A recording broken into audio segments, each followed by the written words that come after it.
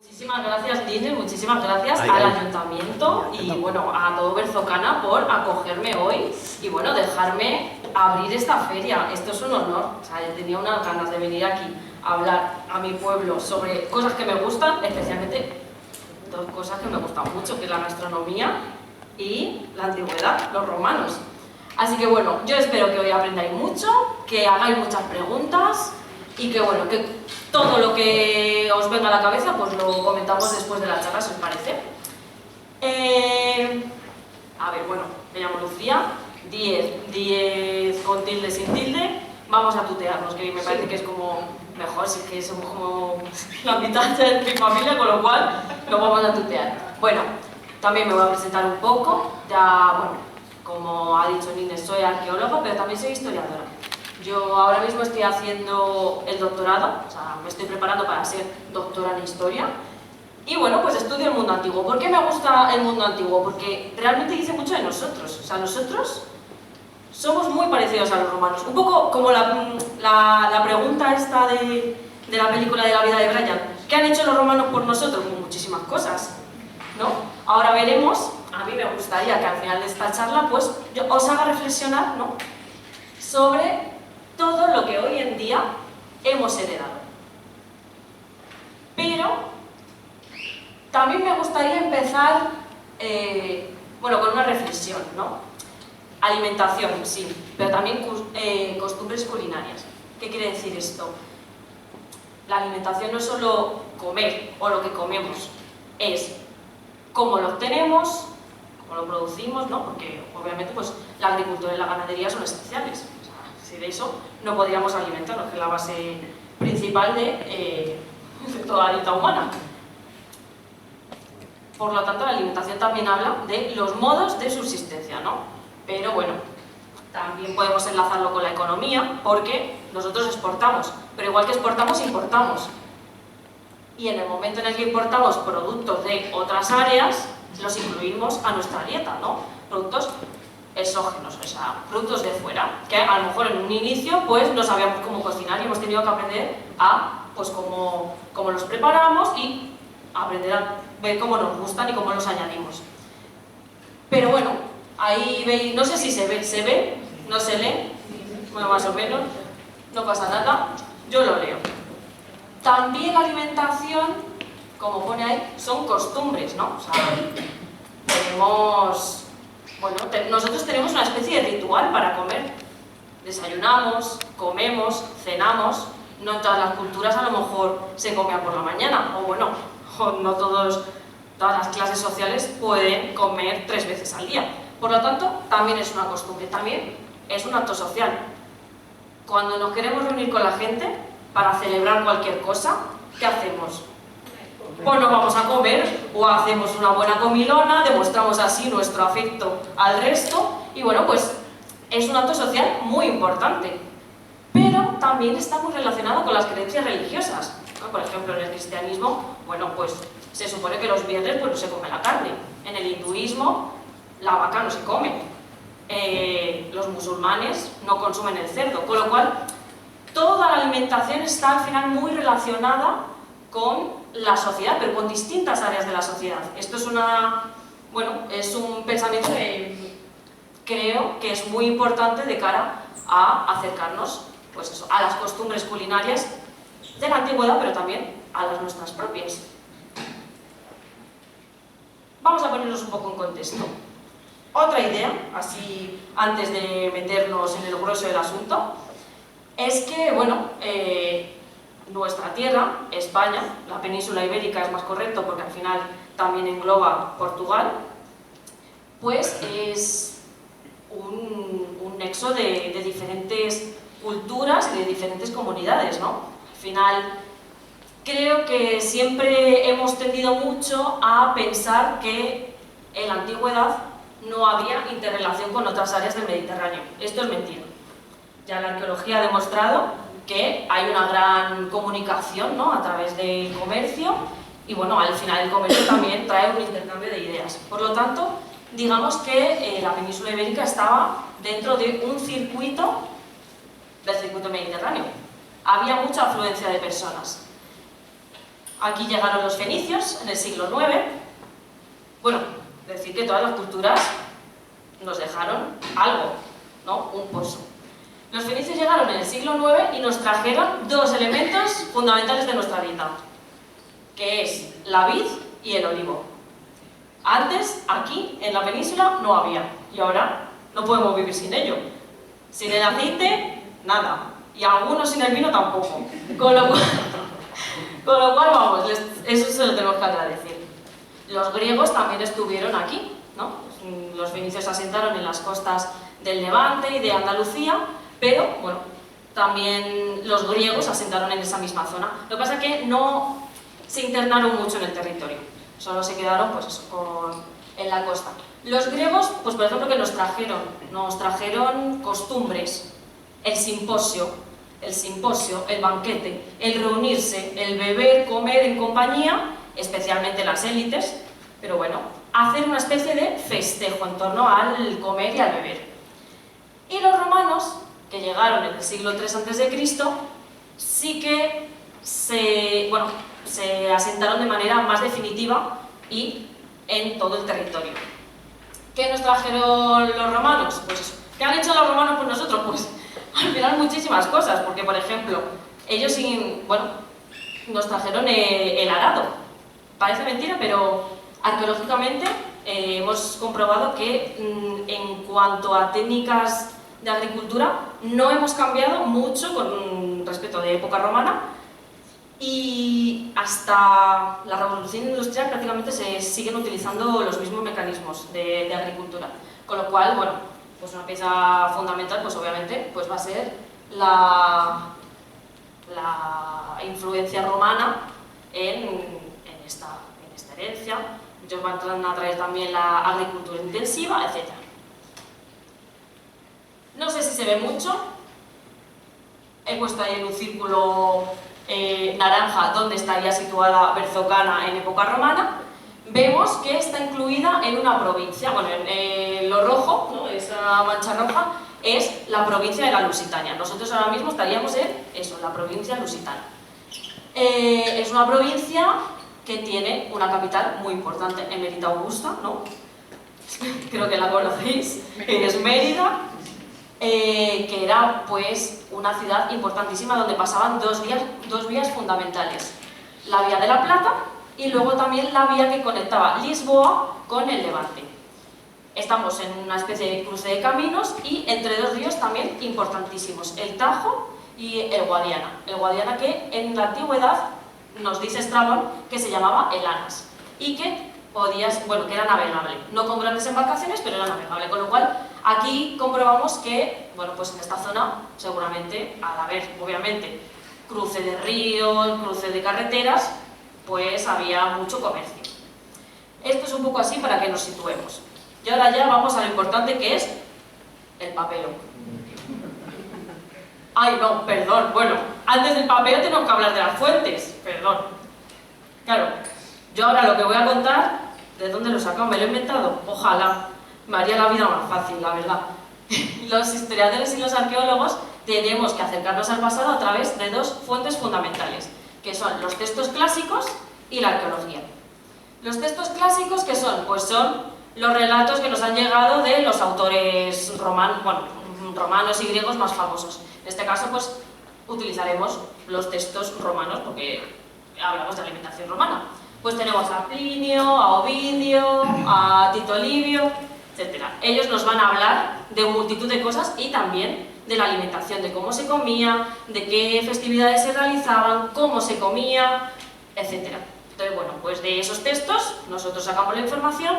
Hay un poco que, bueno, no te puedes creer todo lo que dice porque mienten más que hablan, pero es una gran fuente de información. ¿Y cuál es la otra fuente de información?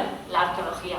La arqueología que, pues, como sabrán, en las excavaciones arqueológicas desenterramos, por así decirlo, el pasado.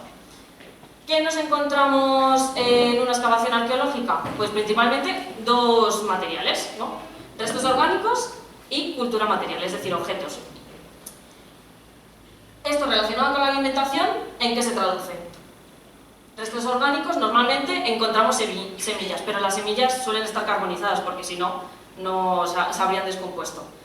Cuando una semilla está carbonizada, ha perdido todo el agua, entonces su conservación es mejor. ¿Qué nos permite saber cuando encontramos semillas? Pues qué cereales comían, qué frutas, etc.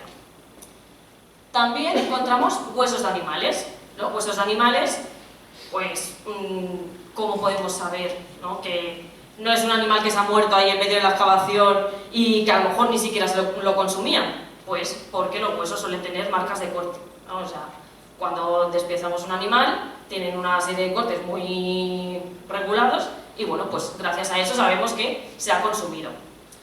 Y también, bueno, pues encontramos otro tipo de restos como malacofauna, es una palabra rarísima, pero básicamente son conchas, ¿no? También se consumían moluscos, etc. Y esto nos puede ayudar a conocer la dieta de las personas de la antigüedad.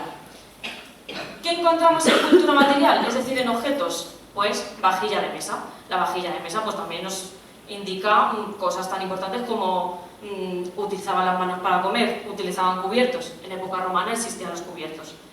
Ojalá encontráramos la vajilla así, enterita. Normalmente son unos trozos de cerámica así que tenemos que andar pegando como si fuera esto un puzzle para conseguir entender que si era un cuenco, si era un plato. Pero bueno, la vajilla de mesa, pues, por ejemplo, pues, nos da bastante información, al igual que también nos da información otro tipo de materiales como el bronce, ¿no? Tenemos recipientes de cocina hechos en bronce, también muchos, bueno, había muchos en madera, pero claro, la madera no se conserva, tiene una conservación malísima, con lo cual solo los tenemos atestiguados en Herculano y en Pompeya, prácticamente. ¿Qué otro material así bastante curioso tenemos? El dolium. ¿El dolium qué es? Una tinaja enorme. Una tinaja enorme que era pues donde se almacenaba el material. Y esto también, ¿qué nos quiere decir? Que se almacenaba porque había excedentes. Y esos excedentes pues sirven también para comerciar. Y que en épocas que a lo mejor iban las cosechas, pues la comunidad puede tirar de ese excedente. Y otro material que a mí me gusta mucho, las ánforas. ¿Qué son las ánforas?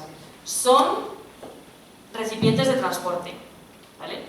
En la antigüedad no había ni bricks, no había vidrio. El vidrio realmente es una innovación que proviene de Asia y lo empiezan a utilizar los romanos entre el siglo II-III después de Cristo. Y es un material muy difícil de trabajar, que normalmente pues, está en vajilla de lujo. Entonces no tenemos cristal, ¿vale? Claro. ¿Y cómo exportaban el vino o el aceite? Pues en este tipo de tinajas más pequeñas que servían pues eso, para transportarlo fácilmente. Además es que las ánforas nos dan mucha información, porque tienen diferentes formas, ¿vale? O sea, cada taller, cada zona, pues hacía su forma identificativa, por así decirlo. Y además también su forma nos indica qué contenido portaban. Las que son así como más redonditas, esa en concreto es una ánfora bética, es decir, de lo que ahora sería la región de Andalucía, y transportaba aceite. Las más alargadas serían de vino, etc. Claro, cuando las encontramos en un yacimiento, no tiene por qué ser todas de la misma zona. Si estamos excavando un yacimiento por aquí, no significa que tengan que ser del radio más cercano. Pueden provenir de lugares tan lejanos, pues por ejemplo como Cartago, ¿verdad? En concreto, esto es un caso que a mí siempre me ha llamado mucho la atención y que no sé si conoceréis. ¿Habéis estado en Roma?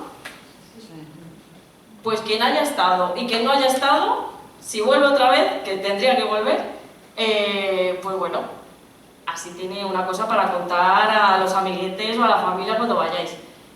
Hay un monte que se llama el Monte Testaccio, que está en el sur, está bastante alejado. Bueno, no está bastante alejado hoy en día, pero bueno, en la antigüedad sí.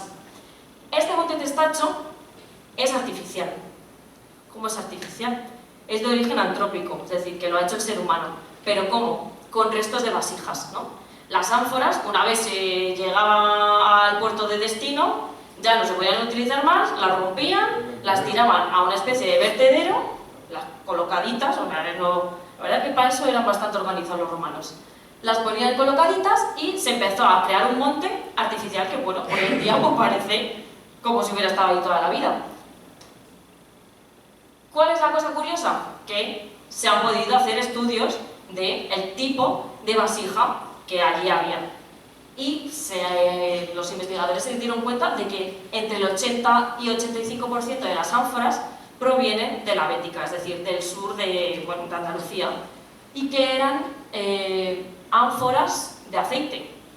De hecho, se han hecho estimaciones, o sea, lo voy a leer, que la importación media anual de ánforas sería de 22 millones de kilos de aceite. Bueno, una bestialidad. O sea, y que el consumo por habitante año sería de 22 kilos. Yo esto lo he buscado, digo, 22 kilos es mucho, sí, muchísimo. Hoy en día tenemos un consumo medio de 10 kilos. Pero claro, que se atiborraban aceite. Puede que sí, seguramente cocinaban con un poco más de aceite que nosotros, pero sobre todo era que se usaba también en medicina, en cosmética, se utilizaba en muchas más cosas. Con lo cual, pues bueno, debemos pensar que sí que había una gran importación de aceite de aquí del sur de la península, pero que no se utilizaba solo en la cocina. Que si no, madre mía. Bueno, ya hemos hablado del aceite, ¿no? Que es un pilar fundamental de nuestra gastronomía. ¿Pero qué pasa con el vino? ¿Cómo os quedáis si os digo que a pesar de que los fenicios trajeron la vid en el siglo IX a.C., aquí no se cultivaba?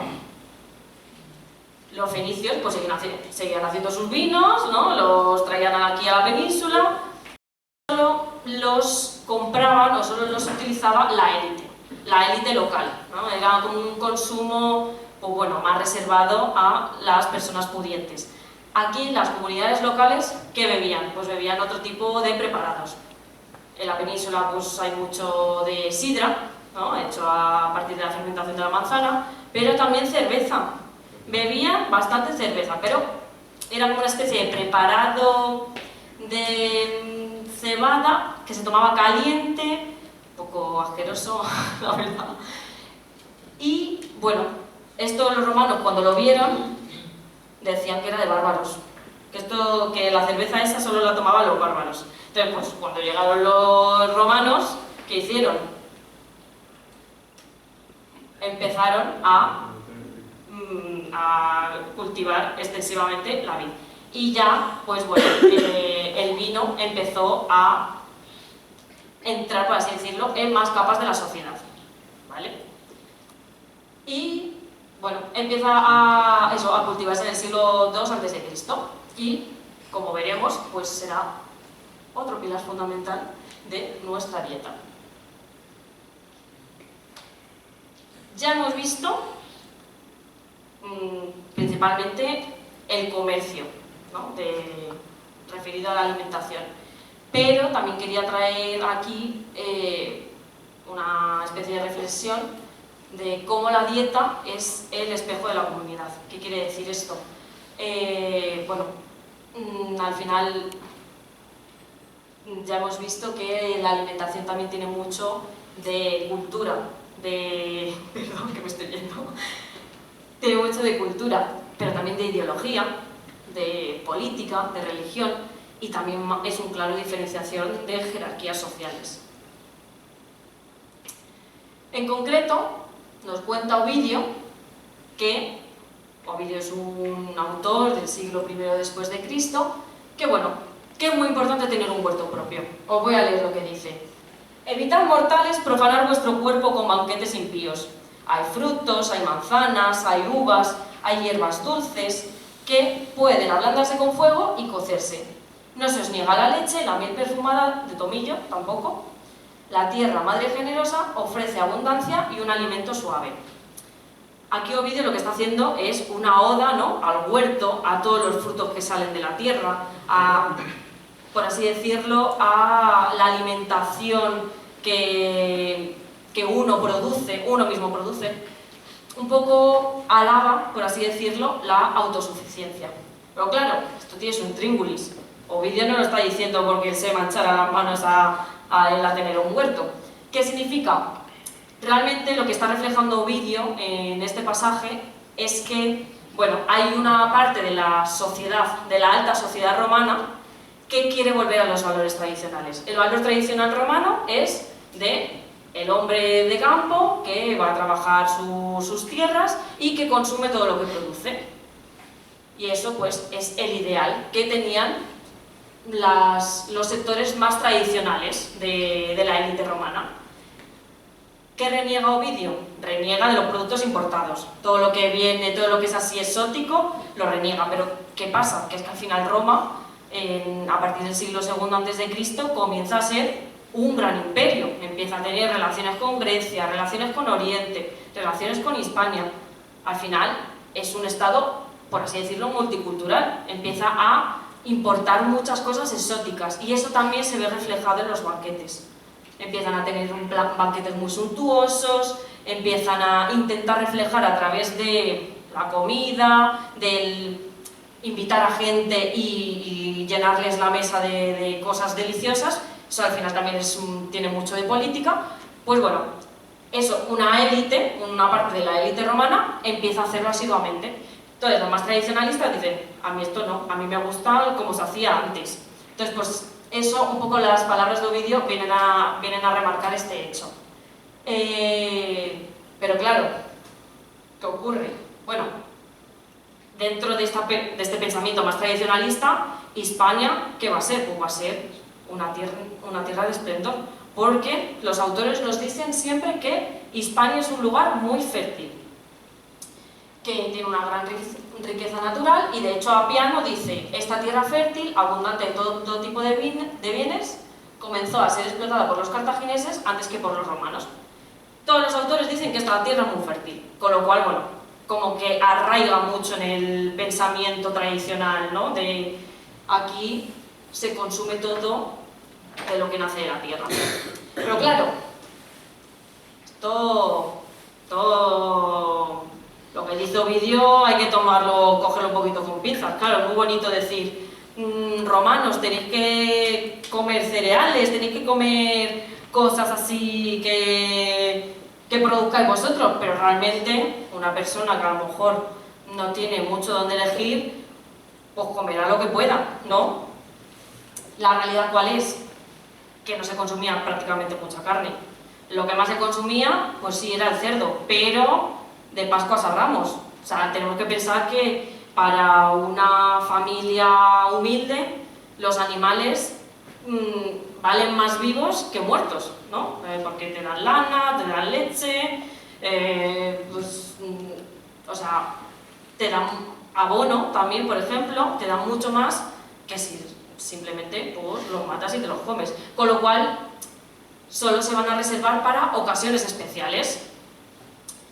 Claro, esto para las altas clases, esto les daba igual. Ellos comían lo que querían y las altas clases van a poder elegir si quieren, a lo mejor, pues ceñirse un poco más a la tradición romana, quieren abrirse a nuevos métodos, o bueno, o si a lo mejor por creencias religiosas o creencias filosóficas van a elegir si comer una cosa u otra. Por ejemplo, esto es muy curioso, pero existía el vegetarianismo en época romana. De hecho, o sea, realmente el pasaje de Ovidio está rememorando supuestamente un discurso de Pitágoras. Pitágoras era un matemático griego, que no solo era matemático, era también filósofo, de todo. ¿Y qué decía Pitágoras? Que él no consumía carne porque, bueno, creía en la transmigración del alma. Es decir, pensaba que las personas cuando fallecían, su alma iba a los animales. Entonces, claro, pensaba que si mataba un animal y se lo comía, pues iba a estar comiéndose, pues yo que sé, a su primo, digamos. Con lo cual, pues bueno, vemos que al final quien puede elegir la dieta, pues es un poco quien tiene opciones de elección. Sí que consumían bastante pescado, las altas clases, como siempre. Encontramos a nivel arqueológico ese tipo de platos que son muy curiosos, están muy bien adornados, muy bonitos, unas fuentes muy curiosas que tienen un agujero en el centro. pues eso, para los grandes banquetes, asumimos. También especias, el azúcar era carísimo, provenía de la India y no lo podía tener todo el mundo. La sal también era muy preciada, con lo cual, bueno, vemos una clara diferencia social entre la dieta de la gente más humilde y la de los poderosos, ¿no?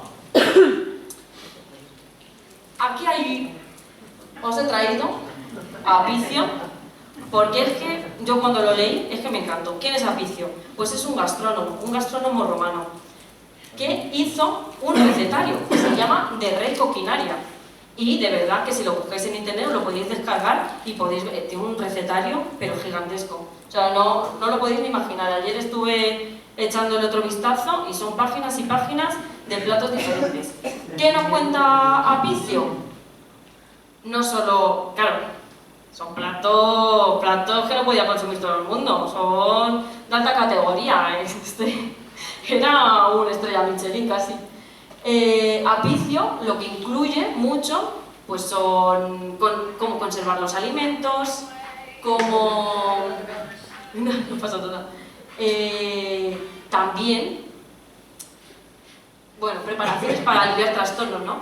Pues si te duele el estómago, pues es mejor que tomes esto. Si tienes un resfriado, pues te haces aquí, pues un poco como la cocina de la abuela, que te dice, tómate ahí un poquito de miel con no sé qué, pues igual. Y bueno, también tiene alguna solución extravagante que yo no la había escuchado nunca, no sé si vosotros sí. Cómo convertir el vino tinto en blanco. Según Apicio, lo único que hay que hacer es echar en la botella harina de haba o bien la clara de 3 huevos y agitar durante mucho tiempo. Al día siguiente el vino será blanco. Las cenizas de la vidalba dan el mismo resultado. Habrá que probar. Que yo no sé para qué querría hacer el vino blanco. Creo, porque he estado mirando vídeos de gente que lo ha hecho, porque claro, al final esto sí lo podéis probar en casa. Hace más un rosado. Bueno, no sé. Pero bueno, que el Apicio no solo hacía recetas de comer y disfrutarlas, sino que también te daba remedios. Por ejemplo, es que tiene muchas, pero claro, es que tiene de ciervo, de jabalí, de liebre, también tiene de pescados. Yo he elegido, por ejemplo, el ciervo. El ciervo que aquí hay mucho, ¿no? ¿Qué nos dice? Una receta de ciervo, así para que veáis la preparación que tiene. Machacar pimienta. Es que además la mitad de las plantas no las conozco, no sé si vosotros conoceréis alguna más. Machacar pimienta, ligústico, alcarabea, orégano, apio en grano, raíz de bejuín, hinojo en grano, triturar, rociar con garum, vino de pasas y un poco de aceite. Una vez hervido, envolver con almidón. Mojar completamente el ciervo con esta salsa y servir. El tío lo ha puesto ahí de todo, o sea, todo lo que ha encontrado en la cocina. Pues eso. Los tiempos no los calcula, no te dice tienes que cocerlo 15 minutos, eso no. Pero bueno, ¿qué nos llama la atención del recetario de Apicio? Pues es que incluye una variedad de ingredientes que no todo el mundo podría tener en su casa, pero bueno, él sí, parece. Los platos, yo he notado que se condimentan bastante, seguramente, pues, no sé, me imagino, quizás a lo mejor porque la carne fresca no era, o bueno, porque a lo mejor sí que le gustaba muchísimo ese sabor así tan fuerte a diferentes hierbas. Y una cosa muy curiosa, así mirando, tiene como 50 páginas de recetas el Apicio. En todas, absolutamente todas, incluye el garum. ¿Qué es eso? He dudado sin ponerlo porque a lo mejor a alguno le va a dar un poco de asco, pero el garum era como el ketchup de la época romana. Pero claro, ¿cómo estaba hecho? Estaba hecho con pescado fermentado. El garum, lo voy a leer así literalmente como lo menciona Apicio. El garum era un condimento producido a partir del jugo desprendido de pescados de mar, arenques y caballas principalmente, puestos en salazón en toneles y aplastados con otros productos como vinagre, agua, aceite o vino. Esto claro, me juzgué. Yo me imagino que eso debía de saber a pescado, para una barbaridad. O sea que entonces no había ni saque. No, ¿verdad? Si había, pues la palmaba y Santas Pascuas. Pues era muy famoso. Y he puesto aquí una foto de un centro productor de garum que es Bailo Claudia, ¿no? Es Bailo Claudia, es que le estuve excavando ahí, a ver que me lo confirme. Bailo Claudia, que es Cádiz. Cádiz. Sí. Nuestras costas eran grandes productores de garum, entonces también lo exportaban junto con el vino y junto con el aceite. Sí, se lo echaban a todo. No sé si ahora hay mucha gente que lo está comercializando, porque, bueno, no lo he dicho antes, pero ahora también hay una rama de la arqueología que se llama la arqueología experimental, que está muy de moda. Es decir, arqueólogos deciden hacer cosas de la antigüedad y traerlas a hoy para saber, pues, en cuanto a alimentos, pues saber cómo saber. Y, efectivamente, pues se vende garum. Yo alguna vez lo pediré a ver qué tal y ya cuento. Si no vuelvo, ya sabéis que igual no... E incluso gente que dice garum para el siglo XXI. Bueno, veremos. A la mesa. ¿Cuántas comidas creéis que hacían los romanos? Los romanos pudientes, los que podían. ¿Estaban comiendo todo el día? Bien. Pues me ha gustado eso porque es verdad. Todo día en un pienso, sí. Pues en realidad hacían 3, como nosotros. Vamos, que vayáis pensando que igual no nos alejamos tanto. Tenían el yentáculum, que era el desayuno, ¿vale? Bueno, pues se hacía a primera hora de la mañana, los romanos no tenían despertador, con lo cual, en cuanto amanecía, pues ya se ponían a trabajar. Entonces, el yentáculum pues salía bastante pronto. ¿Y en qué consistía? Pues principalmente en pan. O sea, en realidad el desayuno y el almuerzo era un poco semejante. Pan, huevos, queso, etc. El almuerzo se llamaría prandium, que además es curioso porque en italiano el almuerzo se llama pranzo, o sea, que tiene mucho que ver con el latín. Bueno, ¿qué se consumiría? Pues legumbres, hortalizas, se bebería también vinito y, bueno, no era la comida más importante del día, a pesar de lo que pudiera parecer.